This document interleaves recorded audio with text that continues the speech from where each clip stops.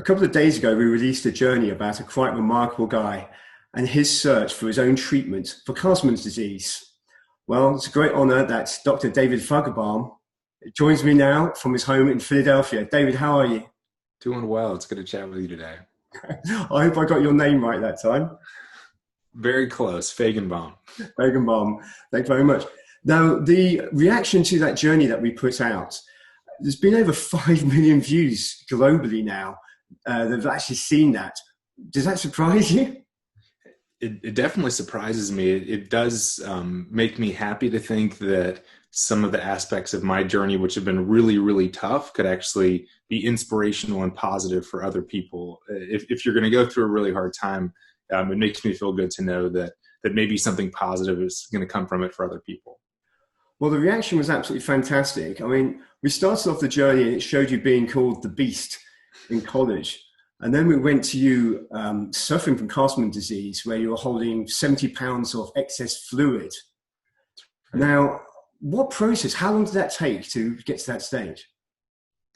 So I was a healthy third year medical student. I was training to become an oncologist in memory of my mom, who had died just a few years before. And out of nowhere, really over the course of just a few days, couple weeks, I went from being totally healthy to totally sick, all of my organs shutting down.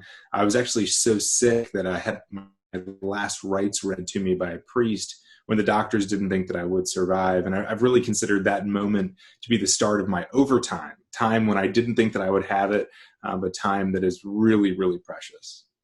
Well, if there's ever a sign that things aren't going right, having your last rites read to you is probably it. After that point, when did you decide? When did you decide to take matters into your own hands and look for your own treatment? So I nearly died for the first time back in I nearly died for the first time back in the middle of 2010, and unfortunately, I went on to have two more life-threatening relapses. So I spent almost 6 months hospitalized back in 2010. And though I continued to go back into the hospital and though treatments were not able to keep me into remission, I was still so hopeful that there was a drug out there that could save my life. And I was so hopeful that there was a researcher out there who would figure out a solution for me. And then I was started on an experimental drug that I was really hopeful would keep me in remission and keep my disease away. And unfortunately, about a year later, I relapsed on that drug. And that's when I learned that there were no more drugs in development. There were no promising leads, and there was really very little reason to be hopeful. And I realized that if I was going to hope for a treatment or a cure or solution, that I would need to act, and I would need to turn my hope into action and start chasing after a cure. And it didn't happen right away. I chased for a full year and did not identify any solution that worked. I tried two drugs, in fact, that didn't work. But then when I relapsed... Sorry, at this stage, you were still a medical student, or had you passed? That's right. I was still a medical student when I started chasing after my cure. I was in my fourth year of medical school, so towards the end of medical school, but I was spending my nights and weekends anytime that I could, trying to find out as much information as I could about this disease and actually conducting research myself.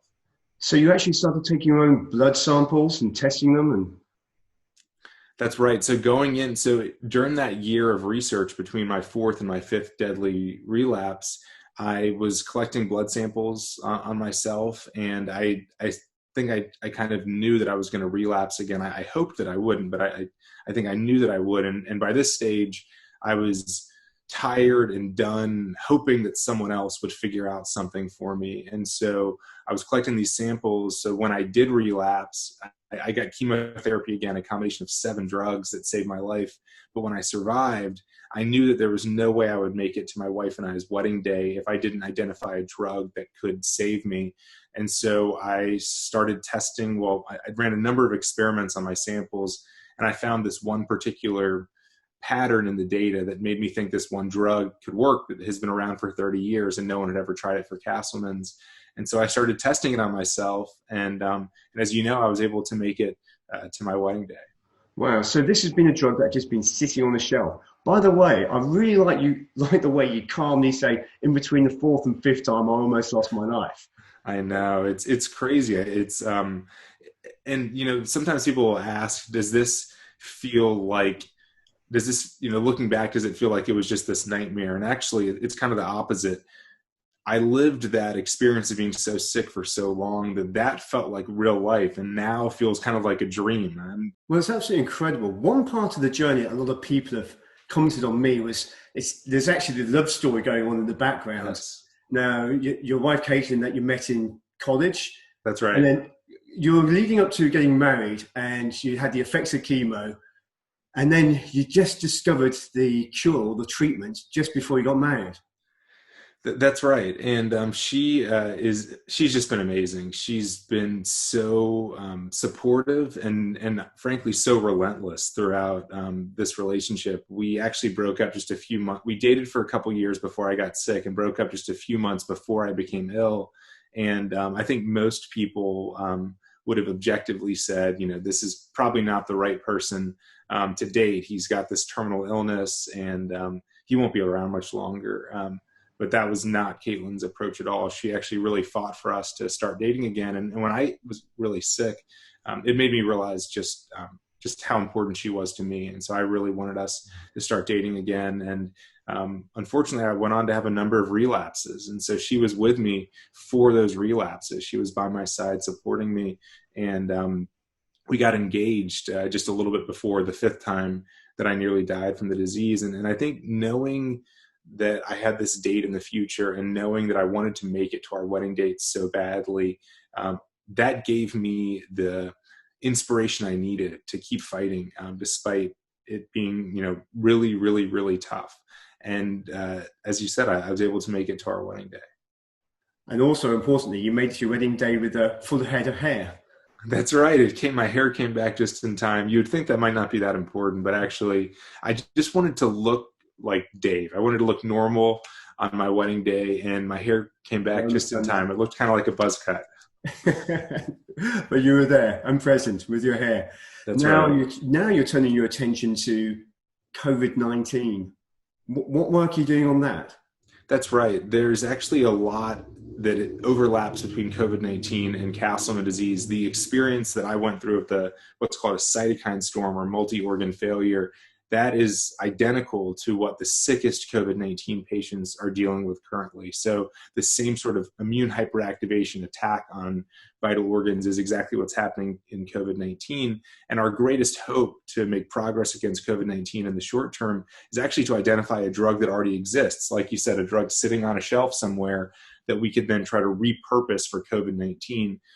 Those two things, studying cytokine storms and doing drug repurposing, are the two things that my lab and my foundation, the Castleman Disease Collaborative Network, have been focused on for the last 8 years. So when the global pandemic emerged, I found myself, again, hoping and praying that some research group would follow our blueprint and that someone somewhere could figure out a drug to be repurposed. And then I realized that if I'm going to hope for it, then I should really turn my hope into action and I should join the fight. So my lab and I threw our hat in the ring, and we've launched a program called the Corona Project, where we're actually tracking all of the drugs that have been tried off-label and experimentally. So every drug that's been tried against COVID-19 around the world, and we're searching actively to find new drugs that already exist that we can try to apply to COVID-19 right away. But you've built a team that's helping you with this development. How are you doing that from lockdown? So we're working virtually. I have one lab member who actually goes into the lab. The rest of us are working virtually. We have a great lab that's here at the University of Pennsylvania, and we also have amazing volunteers that are spread out all over the place. And so we're somewhat used to not being face-to-face and being able to work remotely, but we've been doing that with everyone now. Well, you're a remarkable guy, and you're doing an incredible job. You've brought out a book, Chasing My Cure. Now, that came out last year. That's right. I nearly died 5 times from my disease, and I learned so much about life and hope and resilience from each of the times that I nearly died. And I felt like these lessons I learned, I needed to share with the world, and I needed to do it urgently because I don't know how much longer I will be here. It's been a little bit over 6 years that I've been in remission, but I know that I could relapse at any time. And so as I thought back on these life lessons that I learned, I felt so compelled, and I felt like I had to write this book to share my story, to share the things that I learned about life for my journey, to hopefully inspire other people. And so it's been really special to hear from readers and listeners also to the audiobook about what Chasing My Cure has meant to them. And I think that right now is such an interesting time because so many of us are feeling the fear of ill health and the fear that we could become sick at any moment. This is the sense of overtime that we were talking about, where, you know, in overtime, every second counts, and you don't know what the final outcome will be, but you keep fighting.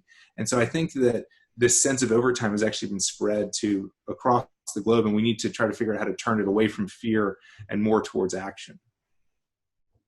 That's an incredible statement to make, and I think a lot of people would back you on that. Now, going forward, what are your plans? Oh, sorry to interrupt. This is my little daughter, Amelia. Amelia, you want to come say hi? Can you say hi? Hello. This is Amelia. Amelia's our little 20-month-old. Can you say hi? Can you wave? Hi. Hi. Hi. Hi. So Amelia is woof woof. You're showing off your bark or your dog bark. Can you say hi? Hi. What's your name? Is your name Amelia? Yeah. So, you know, we started out with me chasing my cure so I could make it to our wedding day, and now we're chasing my cure so that I can spend a lot more time with this sweet girl. Oh, that's great. Thank you. Thanks for coming to see Dad. Love you. Chasing my cure to chasing my kids. That's right. That's good. That's absolutely fantastic. Well, thank you so much for joining me today. It's been an absolute pleasure talking to you, and good luck with your research into the COVID-19 treatment.